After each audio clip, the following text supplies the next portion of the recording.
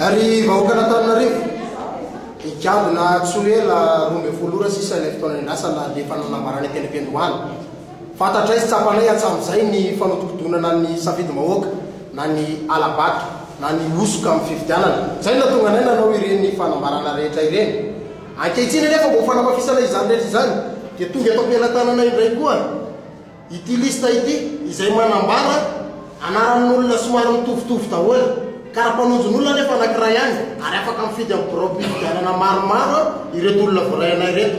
koa dia mialatsiny re izahay ho anareo rehetra voakasikasiky ty zavatra ity izay no mahatonga anay manao ty fanambarana ty satria izahay dia tsitsitsy ary tena tsitsitsy ny mpangalatra fa ny mpangalatra aminay dia mitovy ihany na ny mpangalatra koa na ny mpangalatra atody indrindrindrindra fa ny mpangalabato dia mialatsiny izahay fa andray fepetra manokana satria sarobidy dia sarobidy loatra aminay izany safidy mahoaka izany ary tsy tiana mamotokodiny fa zay lany eo ny anay na irakoto na iranjy dia tiana avokoa rehefa safidy mahoaka koa dia mialatsiny aminareo izahay